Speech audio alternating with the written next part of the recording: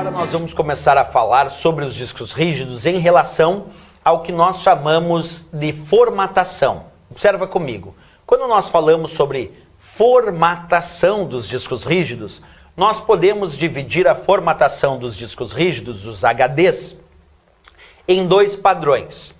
A formatação física do disco rígido. Essa formatação física é feita pelo fabricante do disco rígido, no momento da fabricação do próprio disco rígido, e a formatação lógica, que pode ser efetuada pelo próprio usuário. Então é bom que a gente faça essa separação. A formatação física do disco rígido é uma coisa, e a formatação lógica do disco rígido é outra coisa. Bem, começando com a formatação física. Quando um fabricante fabrica um disco rígido, ele vai formatar a superfície dos discos daquele disco rígido e vai criar vários círculos concêntricos, como esse que eu estou te mostrando aqui em amarelo, e esses círculos concêntricos nós vamos chamar de trilhas.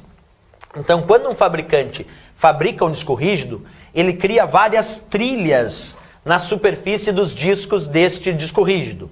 E depois, ele divide estas trilhas em pequenas porções chamadas setores. Então, basicamente, funciona assim. O fabricante foi fazer a formatação do disco rígido e ele teve que criar várias trilhas. Depois, ele pegou essas trilhas e dividiu em pequenas porções que nós conhecemos como setores, como eu estou te mostrando aqui em verde. Isso quem faz é o fabricante do disco rígido, não é o usuário. Isso é chamado de formatação física, ok? Bem, aí nós temos um outro ponto. Quando o usuário vai realizar a formatação lógica do seu disco rígido, o que ele faz então? Porque o fabricante na formatação física definiu lá trilhas, setores.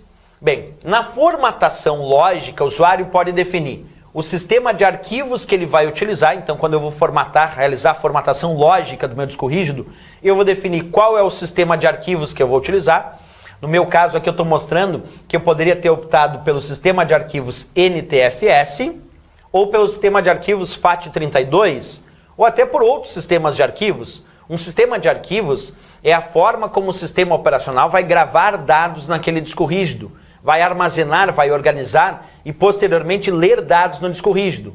NTFS e FAT32 são exemplos só de sistemas de arquivos, não são os únicos. São exemplos de sistemas de arquivos usados pelo sistema operacional Windows. No meu caso, quando eu fui realizar a formatação lógica do meu disco rígido, eu escolhi como sistema de arquivos o NTFS, que é um sistema de arquivos muito comumente encontrado quando nós vamos realizar a formatação de um disco rígido com Windows. Então é muito comum quando tu vai instalar o Windows, tu instalar o Windows e formatar partições NTFS. Tu também vai ter que definir nesse momento o que nós vamos chamar de tamanho da unidade de alocação, que aqui está definido com 4096 bytes. Observa, cada setor do disco rígido tem 512 bytes. Cada setor tem 512 bytes. Quando tu define o tamanho da unidade de alocação, tu define a quantidade de setores que formam uma unidade de alocação. Uma unidade de alocação é o menor tamanho que um arquivo pode ocupar quando está armazenado naquele disco rígido. Então, por exemplo, se cada setor tem 512 bytes e eu definir 2 setores para tamanho da unidade de alocação, 2 multiplicado por 512 vai dar 1024 bytes. Se eu definir 4 setores, 4 multiplicado por 512, vai dar 2048 bytes. Se eu definir 8 setores, 8 multiplicado por 512 vai dar 4096 bytes, que é o meu caso. Quando eu vi que eu defini na formatação lógica o tamanho da unidade de alocação com 8 setores, 8 multiplicado por 512 deu 4096 bytes como tamanho da unidade de alocação. Isso indica que os arquivos armazenados nesse disco rígido não vão ter tamanho menor do que 4096. O tamanho da unidade de alocação define o menor tamanho que um arquivo pode ocupar quando for armazenado nesta unidade. Então, além de definir o sistema de arquivos, o usuário também define o tamanho da unidade de alocação.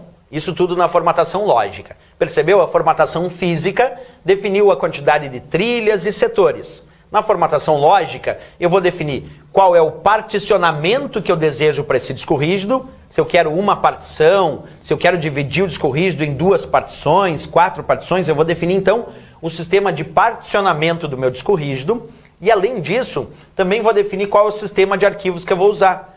NTFS, FAT32, são exemplos de sistemas de arquivos. Também vou definir o tamanho da unidade de alocação, que é justamente o menor tamanho que o arquivo vai ocupar quando armazenado dentro daquele disco rígido. Isso pode ser perceptível? Sim. Olha no meu caso, 4.096 bytes. É o tamanho da unidade de alocação que eu defini na formatação lógica do meu disco rígido. Se eu pegar 4.096 bytes, que é o tamanho dessa unidade de alocação, indicar que esse é o menor tamanho que o arquivo pode ocupar quando armazenado no meu disco rígido, percebe o que aconteceu com esse arquivo que eu gerei do bloco de notas. Eu gerei um arquivo do bloco de notas, digitei um texto, o bloco de notas é um editor de textos muito simples, e aí depois eu cliquei com o botão direito do mouse no ícone do arquivo que eu gravei. E aí pedi propriedades. Quando tu clica com o botão direito do mouse no arquivo e pede propriedades no menu que se abre, ele mostra as propriedades do arquivo, como por exemplo o seu tamanho e o seu tamanho em disco. Observa o que aconteceu no meu caso. Ele está dizendo que o tamanho do meu arquivo do bloco de notas é de 88 bytes.